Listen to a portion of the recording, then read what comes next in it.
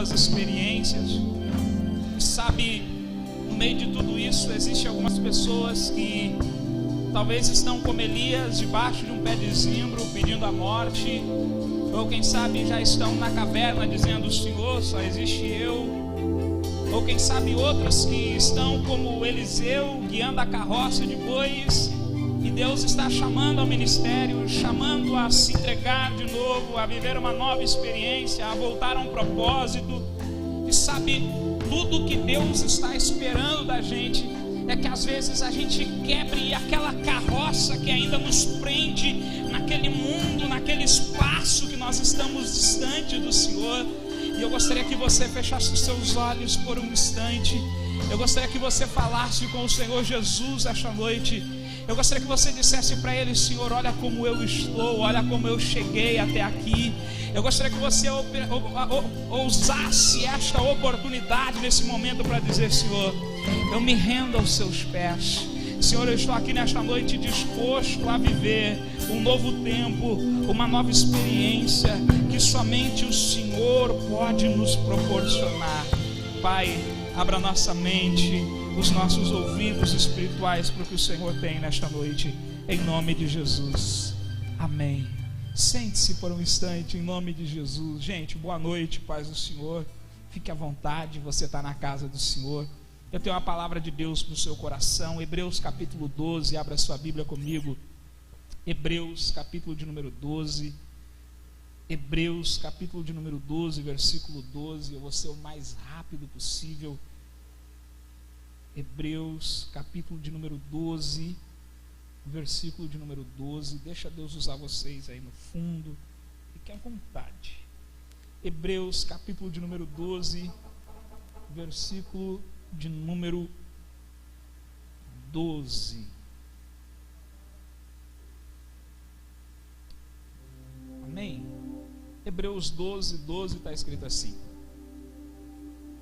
portanto, fortaleçam as mãos enfraquecidas e os joelhos vacilantes, façam caminhos retos para os seus pés, para que os mancos não se desviem, mas antes sejam curados.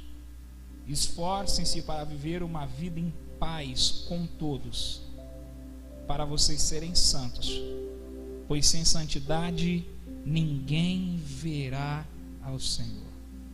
Amém? Versículo 12 e 13 chama muito a minha atenção. Portanto, fortaleçam as mãos enfraquecidas e os joelhos vacilantes, façam caminhos retos para os seus pés, e para os mancos, e para que os mancos não se desviem, mas sejam curados. A gente vive num momento muito interessante.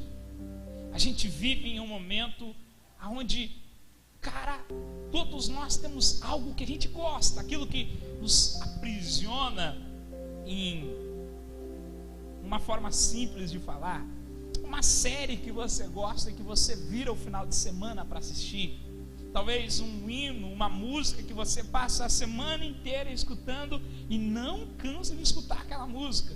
Eu tenho o costume de deitar, ligar meu celular e botar um fundo musical antes de dormir, e literalmente eu acabo dormindo escutando aquele fundo musical, e é algo automático, todo dia a mesma coisa. Sabe, todos nós temos isso, aquilo que talvez a gente está preso de alguma forma, aquele amigo que a gente convive, aquela pessoa que a gente tanto gosta e faz parte do nosso cerco, da nossa convivência. Mas o mais legal de tudo isso é que dentro desse cotidiano que a gente vive, todos os dias a gente experimenta uma nova experiência. Eu dizia para um jovem essa semana passada que namoro, noivado, casamento é algo muito interessante, são fases da vida. O crente não fica, né? Ele se conhece, ele ora. Ele conhece a menina, ele não fica, ele vai orar, ele vai conhecer a pessoa. E aí ele parte para o quê? Para o namoro. Nada de muita encheção de saco, né? Aquela incomodação de que onde você vai, o que tu vai fazer, o que tu deixa de fazer. Depois você vai para o noivado, daí já parte uma responsabilidade maior. Depois que você casa, aí você quer saber onde o outro está, onde a outra está, para onde vai, o que vai fazer, o que vai deixar de fazer. Você vai vivendo essas fases únicas da vida.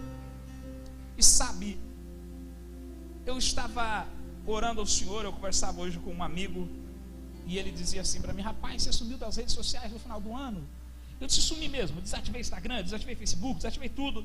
E eu decidi tirar o meu momento com Deus e orar, buscar ao Senhor e falar com Ele e partir para novos desafios. Eu disse para o Senhor no final do ano: olha, 2021 está chegando e a gente precisa partir, Senhor, para novos objetivos, novos planos, novas metas para as nossas vidas. E eu comecei a planejar, e eu botei no meu Instagram ainda, quando eu reativei, voltando ao propósito, e eu acho que isso é muito importante. Só que eu gostaria de falar algo que Deus tem me incomodado há vários dias com vocês. Nós estamos passando por um momento muito interessante. Nossa AGO foi há menos de uma semana. Estamos gratos ao Senhor por tudo que Deus tem feito. Mas o nosso olhar tem que estar para um ano que está começando. Temos muita coisa para fazer. E estudando essa mensagem eu preparei ela para a minha escala de domingo, mas o Senhor trouxe ao meu coração para falar sobre ela nessa noite. Eu acho que nós precisamos compreender a grandeza de Hebreus capítulo de número 12. Deus, na sua soberania e graça, vai mostrar no capítulo de número 12 o que é a vida cristã. O que é a vida cristã?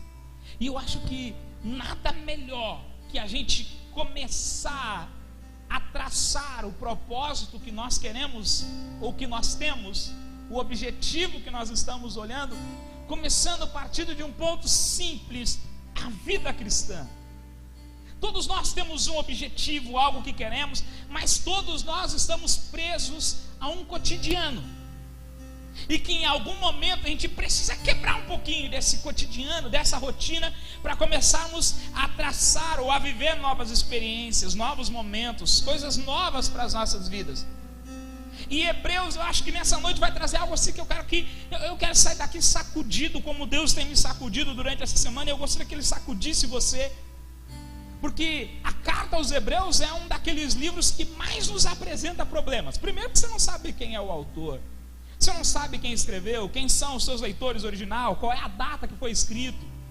Mas de uma coisa você sabe: no capítulo de número 11, o autor começa a nos apresentar os heróis da fé. No capítulo de número 11, ele começa a dizer aquilo que muitos vivenciaram. No capítulo de número 11, ele quebra aquela ideia de eu não morrerei enquanto o Senhor não cumprir em mim essa promessa.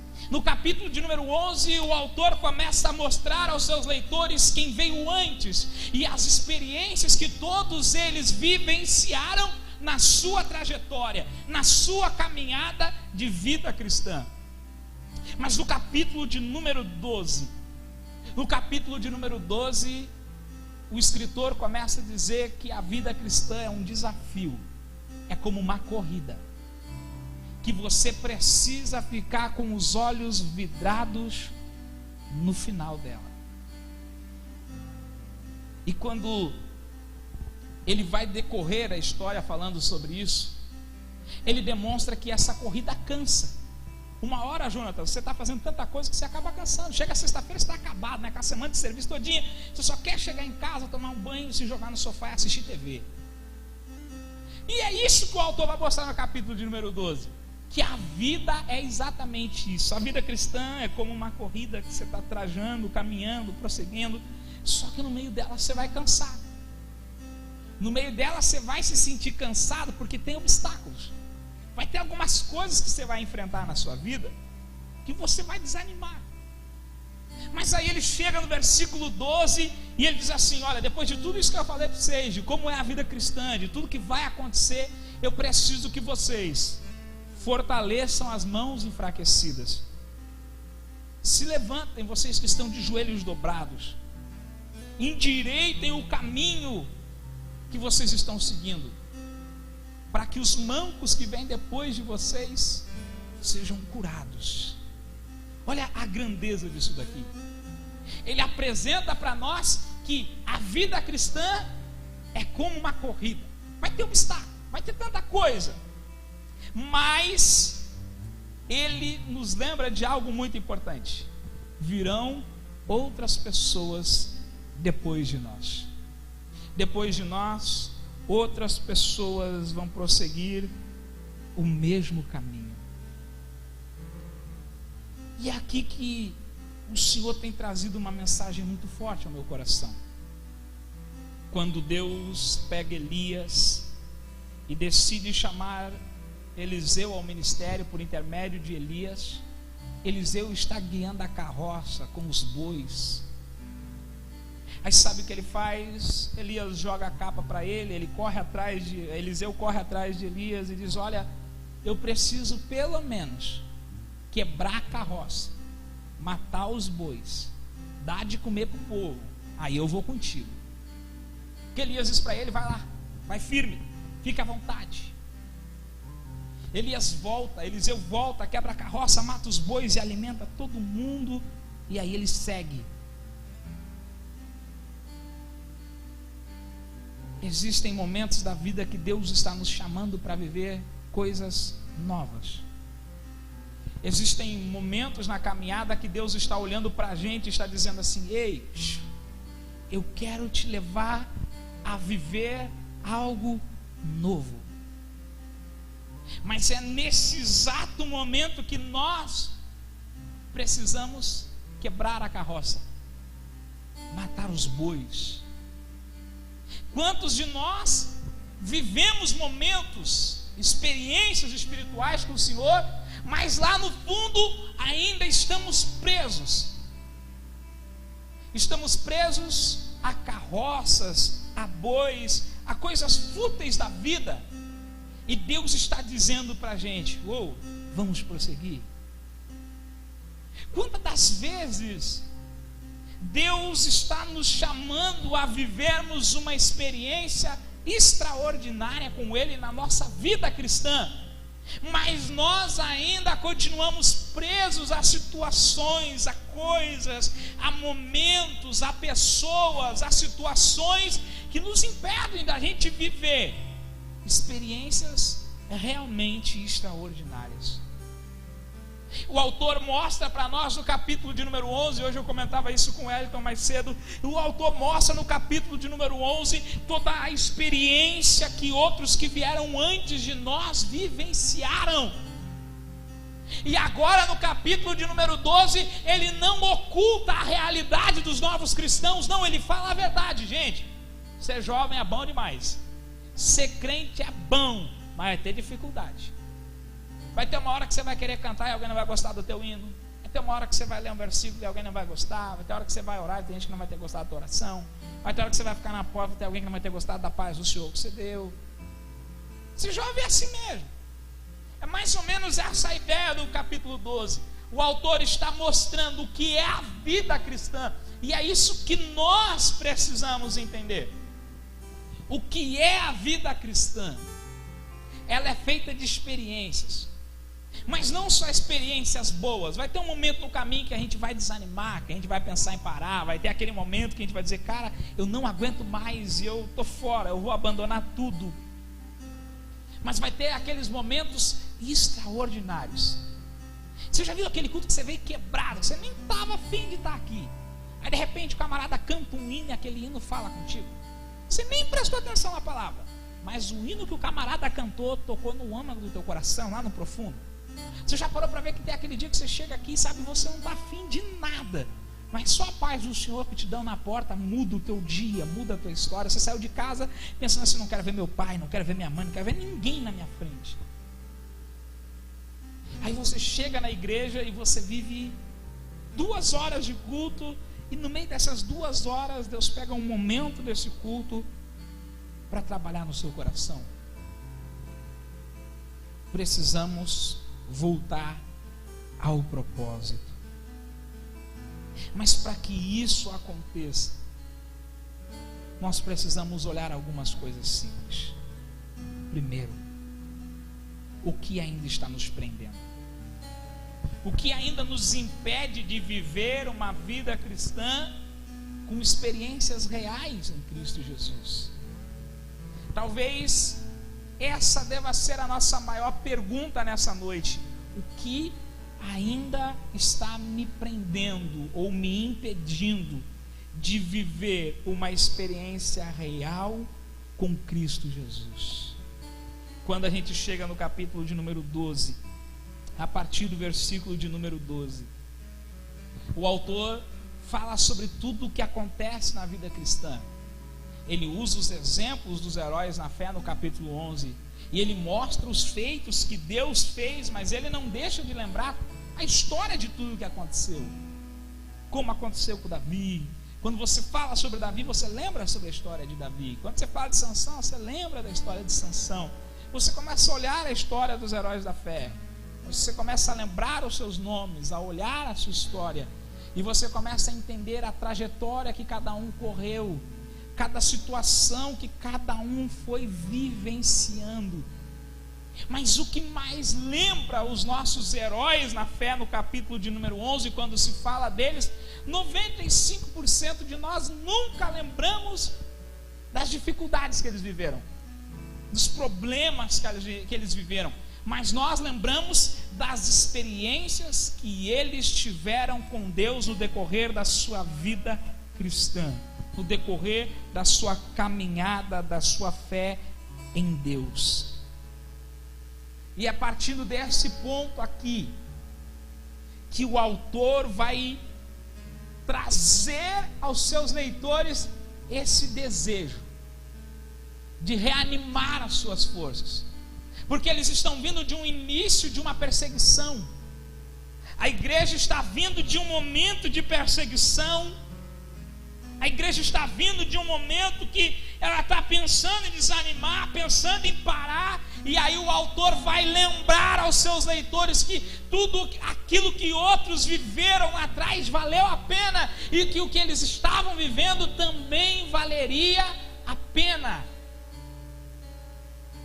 Talvez a melhor coisa que Deus está fazendo nessa noite seja mexer no nosso coração e dizendo: e aí, está disposto a viver o que eu tenho para você? Você está disposto a voltar ao propósito? Existem outros que virão depois de você. E o que você está fazendo? O que você está preparando? É um novo ano, novos desafios, e tudo o que nós precisamos nesse instante é entendermos quem está nos chamando. Eu disse na última vez que eu ministrei aqui, e eu repito: existe uma geração que sai do Egito e morre no deserto, porque tira os olhos da terra prometida, porque tira os olhos da promessa do Senhor. Talvez nós precisamos voltar ao propósito. Talvez a gente precise voltar a olhar para o nosso principal objetivo. Porque será que você não sente mais Deus como você sentia antes? Porque será que você não consegue viver aquela experiência que você vivia antes? Porque você não consegue adentrar de cabeça, mergulhar de cabeça naquilo que Deus tem para você.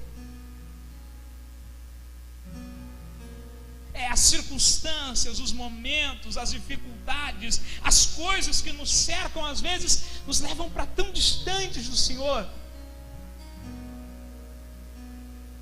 Sabe, medos. Às vezes existem medos, coisas que, sabe, você já parou para olhar Pedro, Jesus chega para ele caminhando sobre as águas e tal, e aí todo mundo no barco está boiando, literalmente, achando que é um fantasma, e Jesus diz: sou eu. Aí Pedro disse: tu me manda e ter contigo, Senhor. E ele dá o primeiro passo, o Senhor diz: vem, rapaz, pode vir. E aí ele dá o primeiro passo, ele dá o segundo passo, ele tira o primeiro pé de dentro da embarcação, ele tira o outro pé, e quando ele está sobre as águas, indo de encontro a Jesus, tinha algo que ainda estava ali chamando mais a atenção do que Jesus. Era o vento. O vento ainda não tinha cessado. Quantas vezes no decorrer da nossa caminhada como jovens cristãos, nós tiramos os olhos de Jesus e começamos a olhar o vento que está soprando. Quantas vezes nós viemos de momentos espirituais, de oração, aquele cara que estava todo culto, falando em língua estranha, entregando manto, rodando, sei lá mais o que, e aí, do nada, ele voltou para a carroça, voltou para cuidar dos boi.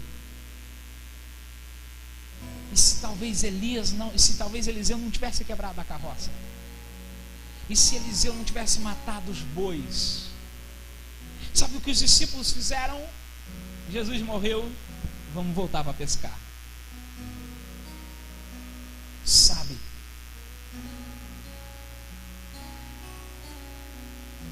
Quantos de nós não voltamos exatamente para o mesmo lugar da onde nós saímos quando tudo começa a dar errado? Sabe um exemplo? O culto está pegando fogo, você está cheio de graça, cheio de poder, sentindo Deus. Você chega em casa e toma um balde de água fria. Seu pai te chama de lixo, seu pai diz que você não presta, sua mãe diz que você não vai a lugar nenhum, que está louco que você faça 18 anos e vai embora da casa, case e se suma. E aí essas palavras vêm com tudo. E aí o que acontece? Um balde de água fria. Aí quantos de nós olhamos para trás e pensamos assim: poxa, não foi como Jonatas disse, não foi como a Fran falou, ou como alguém falou no culto lá, que a vida cristã ia ser diferente. Eu achei que eu ia chegar em casa naquele pique. Sabe que é um negócio, cara? Você chega em casa naquela graça, naquele poder, naquela intimidade com Deus, mas quem está em casa não está no mesmo patamar, não está na mesma situação. E aí quando você chega lá, sabe o que acontece? Aquele balde de água fria vem, e o que você faz? Você tira os olhos de Cristo e começa a afundar.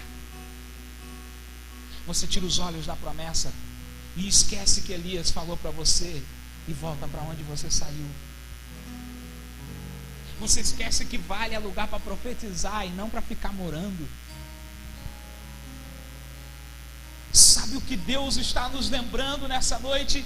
É que outros viveram experiências extraordinárias. E eu não sei como você chegou aqui. Você nem sabe como eu estou. Mas outras pessoas que vieram antes de nós viveram coisas semelhantes ou ainda piores que qualquer um de nós aqui vivenciamos. Hoje eu tenho meu celularzinho bonitinho aqui. Se eu tirar da capa ele está bom, porque a capa está detonada, mas ele está inteiro. Hoje eu tenho a minha Bíblia, eu tenho uma coleção de livros em casa, mas já passei fome. Cada um de nós aqui temos uma história. Cada um de nós temos uma experiência pessoal com Deus. Uma experiência que não dependeu do tecladista, do pregador, do cantor, mas foi nossa. Só que no meio do caminho nós saímos do propósito. E a culpa às vezes não é nossa, mas as circunstâncias, os momentos que a vida vai nos proporcionando, vai fazendo com que muitas das vezes a gente tire os olhos do propósito. E era isso que estava acontecendo com os leitores do autor aos Hebreus, no capítulo 12. Eles estavam começando a tirar os olhos daquilo que realmente era importante. E aí ele começa a dizer: lembra de Abraão, lembra de Sansão. E ele começa a citar agora os pais da fé, os heróis da fé. E ele começa a dizer: lembra disso. Então, a vida é assim mesmo. A vida cristã é uma caminhada. Vai ter dificuldade, vai. Mas vocês não podem parar. Vocês não podem desistir. É isso que Pedro vai fazer na sua epístola, quando os seus leitores estão se afastando, dispersando por causa da perseguição. Ele começa a lembrar aos seus leitores: não desistam. porque vocês são sacerdócio real, nação santa, povo de propriedade exclusiva do Senhor, a fim de proclamar as boas novas daquele que chamou vocês das trevas para a sua maravilhosa luz. Pedro está lembrando aos seus leitores que eles tinham um propósito, que eles tinham um valor, que eles tinham algo em si. E ele estava dizendo: ei, volte ao propósito. Vai ter perseguição, vai, cara. Vai ter dia que você vai sair do culto cheio de graça, de poder, e vai chegar em casa e vai ser a maior destruição. Vai ter dia que você vai chegar no culto dizendo: hoje eu não quero cantar, não quero ter oportunidade, eu não quero nada. Vai ter dia que você vai sair de casa dizendo: hoje eu volto para casa e digo para minha mãe que eu não quero mais igreja, que eu não quero mais tocar, que eu não quero mais nada com igreja. Vai ter dia. Vai ter dia que vai te dar aquele ataque de ansiedade no meio do culto. Vai ter dia, vai ter dia, cara. Mas Jesus está dizendo para a gente: a caminhada é assim mesmo. No meio de tudo isso, não tire os olhos do propósito. Não tire os olhos daquilo que eu tenho para você. Cara, nós estamos saindo do Egito para morrer no deserto, tendo tudo, velho. Tem presença, tem maná, tem água, tem tudo, e nós estamos morrendo no deserto. Aí o autor chega para todos eles e diz: gente, é hora de reerguer as mãos caídas. É hora de levantar os joelhos dobrados. Talvez você estava esperando que eu viesse aqui com uma pregação expositiva detalhada. Hoje eu não estou nem afim disso. Não foi assim que Jesus falou comigo em casa. Aí ele disse assim: olha, é hora de reerguer as mãos caídas, os joelhos dobrados. É hora de prosseguir no caminho. É hora de endireitar o caminho. Vai vir alguém atrás de você que talvez seja manco e ele precisa ser sarado pelo caminho que você está trajando. Eu dizia ontem para o evangelista Rafael: cara, às vezes as pessoas que a gente mais convive não é as pessoas que mais nos admiram e se espelham na gente. Às vezes é alguém que você nem está vendo, e ela está dizendo: eu quero ser como ele, eu quero ser como ela. Às vezes alguém mais ferido que a gente está vindo aqui atrás, e você não está vendo, mas ela está seguindo os seus passos. Ela está caminhando no caminho que você está trilhando. Essa semana um amigo de presidente Getúlio mandou mensagem para mim e disse: cara, fazia tempo que eu não via postagem tua no Instagram. Eu disse: não, estava meio distante mesmo, não quis mexer muito nas minhas redes sociais. Eu disse: não, varão, segue mexendo lá, eu estou acompanhando tudo que você posta. Você não está vendo quem está vindo atrás, mas está trilhando o seu caminho. Jesus está nos chamando a voltarmos ao propósito. Outros passaram por coisas extraordinárias e valeu a pena. O que você está passando vai valer a pena. É tempo de voltarmos ao propósito. Eu sei, quando eu era pequeno eu queria ser policial. Quem não queria ser? Todo mundo. Aí eu conheci um professor top das galáxias. Queria ser que nem ele, quero dar aula. Aí eu cresci, só na idade. E aí mudei de ideia. E na barriga também, eu sei. Você está tentando rir aí, eu estou ligado já. Aí eu cresci e eu fui mudando de ideia. Não quero ser mais policial, quero ser professor. Não quero ser mais professor, quero ser pastor. Depois eu mudei de ideia, quero ser advogado. A gente traça cada plano, cada projeto, cada coisa. E às vezes a gente não abandona os projetos, muitas das vezes, porque a gente, sabe, escolheu por escolher. As circunstâncias às vezes vão nos levando a isso. Há momentos, há situações. O que eu estou tentando trazer para você nesses 30 minutos, nesses 21 minutos que eu estou falando, é que você precisa entender uma coisa: ser jovem não é fácil, e cristão mais ainda. Sabe por quê? Quando você está lá no mundo, cara, você ocupa a sua mente com seus amigos. Aquele caos que você vive na sua casa, aquele momento depressivo, ansioso, esses momentos, lá fora, você ocupa com seus amigos, velho. Lá fora você foge de tudo isso, saindo com amigos, jogando futebol com amigo, curtindo uma partidinha num jogo do celular, no videogame, sei lá no que, numa bebida, outras coisas a mais. Mas aqui dentro você não tem como fugir. Cristo te ensina a lidar com o que você está vivendo, com as crises que você está passando. Só que, cara, quando você tira os olhos de Cristo Jesus, quando você tira os olhos do propósito que é Cristo, a gente não tem para onde correr, não tem com quem conversar. Porque o maior medo do jovem crente, ainda mais quem está realmente aqui cantando, tocando qualquer coisa, é: e se eu conversar com a pessoa errada? Pá! E se eu contar para o fulano vai dizer: velho, eu não esperava isso dele, eu não sabia que ela vivia aquilo ali. E aí a gente guarda para a gente mesmo. E aí você não tem para onde fugir, não tem como ocupar sua mente, porque você tirou os olhos de Cristo Jesus, que era a única coisa que poderia preencher todo o vazio e te dar toda a direção para prosseguir. Você tira os olhos dele e o que acontece? Você fica louco, porque você acorda de manhã pensando naquilo, você passa a tarde e almoça pensando naquela crise, naquele problema, naquilo que você está vivenciando. Você já passa o dia pensando: eu quero fazer 18 anos, porque meu pai não me quer mais em casa, eu tenho que fazer 18 anos para sumir de dentro de casa, para ir embora de casa. E aí o teu culto deixa de ser culto, porque você vem para cá com o olhar para outra coisa e não mais para Cristo. Jesus está nos lembrando de algo simples. Outros vieram antes de nós, outros viveram crises, experiências, mas que por fim valeram a pena.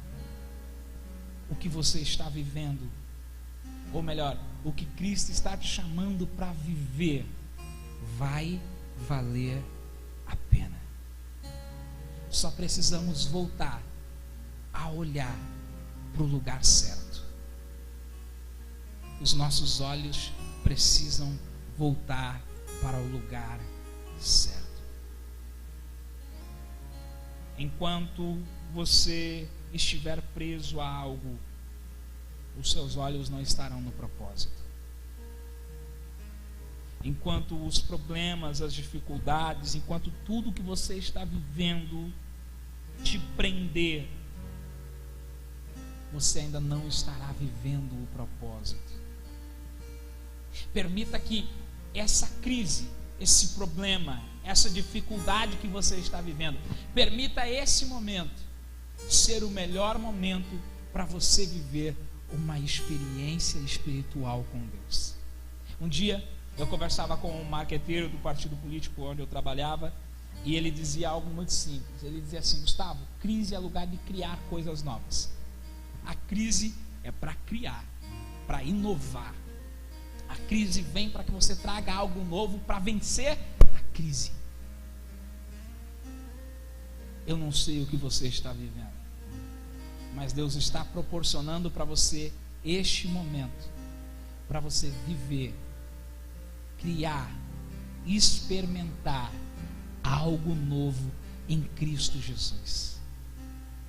Existem outras pessoas que vão vir atrás de nós, e elas só vão prosseguir e trilhar o caminho que nós estamos trilhando. Por isso, nessa noite, Deus está te chamando a reerguer as mãos caídas,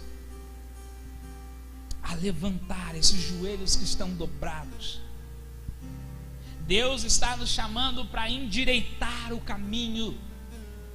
Quantos de nós, e agora caminhando para o fim, nós já vamos orar, quantos de nós aqui conhecemos outras pessoas que vieram antes de nós?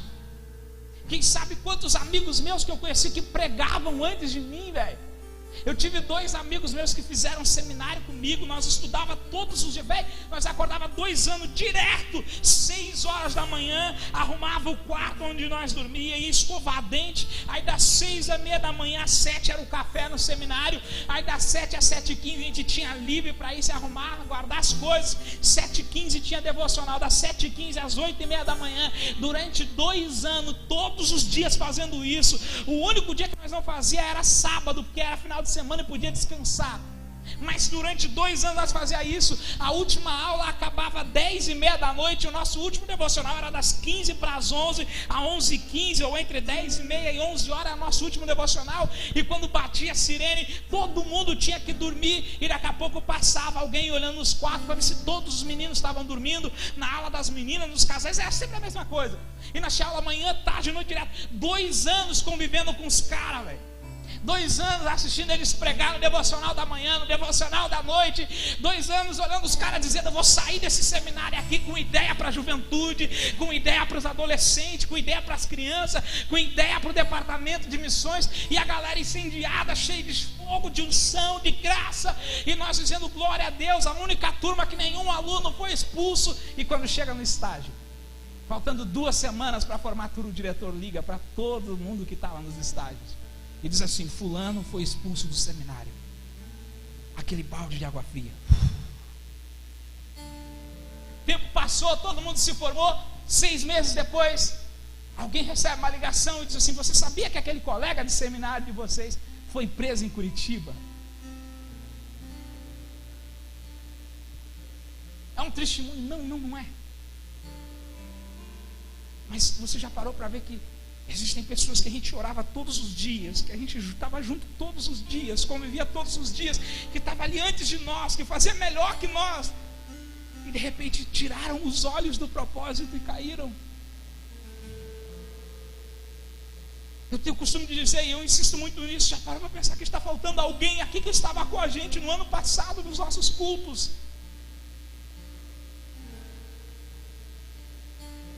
Aquele cara que pregava todo o culto, a gente chegava: meu Deus, hoje vai ser o fulano, vai pegar fogo, velho. E hoje ele não está mais aqui. Aquele irmão que cantava, que estava no manto, na glória, na unção, e de repente não está mais aqui. Não, eles ainda estão distantes. Olha para você. Lembra quando você cantava e o céu se abria? Pelo menos para você, o restante não interessa.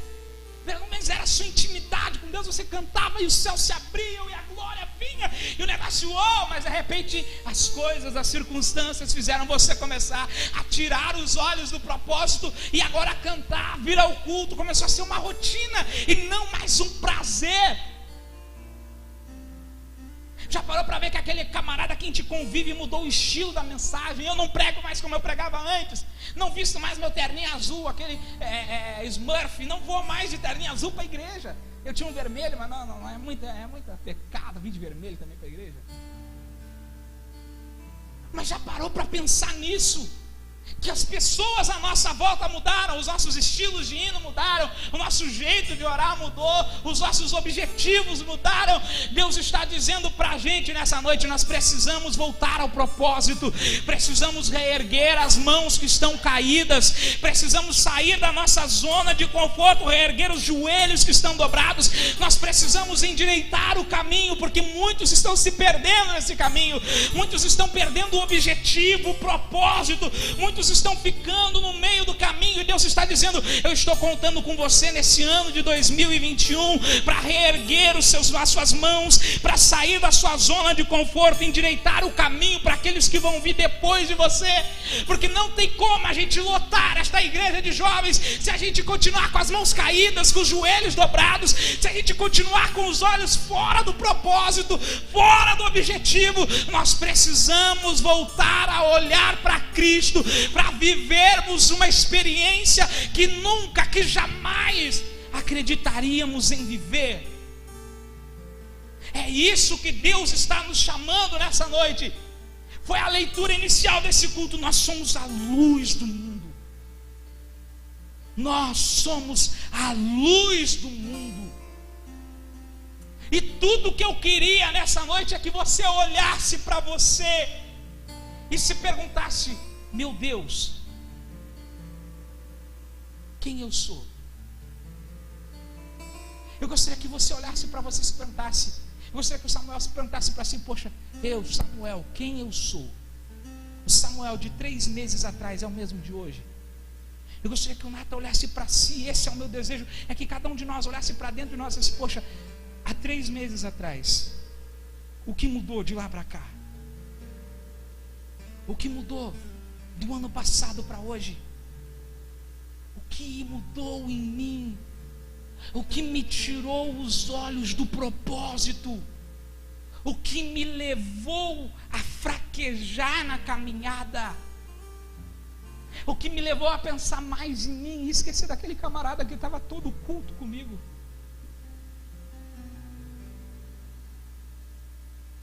O Senhor está nos chamando a reerguer as nossas mãos,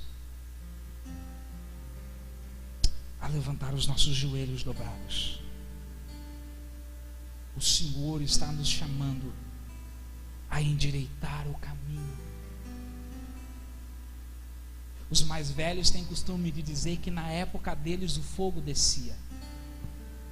Outros têm o costume de dizer: eu lembro que as coisas aconteciam. Eu gostaria que os meninos do louvor já passassem aqui, nós já vamos orar. E aí, eles têm muito esse costume de dizer: na minha época acontecia, as coisas aconteciam, não sei o que e tal. E velho, por que hoje não acontece? Sabe por que a gente precisa olhar isso? Talvez o paralítico não anda mais porque a gente está de joelho dobrado, com as mãos caídas. Talvez a nossa juventude não vive experiências espirituais porque outros que deveriam trazer para nós, na prática, essa experiência, no meio do caminho tiraram os olhos do propósito. É você que vai levar o próximo jovem que vai vir sábado que vem a viver uma experiência com Cristo Jesus. Não, mas eu não digo simplesmente uma experiência espiritual, mas eu digo no sentido de ele olhar e ver Cristo em você. Eu gostaria que você se colocasse de pé. Eu gostaria que você se colocasse de pé. Eu gostaria que você fechasse os seus olhos por um instante. E eu gostaria que você se perguntasse: Senhor, não, antes dos meninos cantarem aqui, eu gostaria que você olhasse para dentro de si e se perguntasse: o que mudou em mim? O que está diferente em mim? Quem vocês vão cantar? Quem você vai cantar?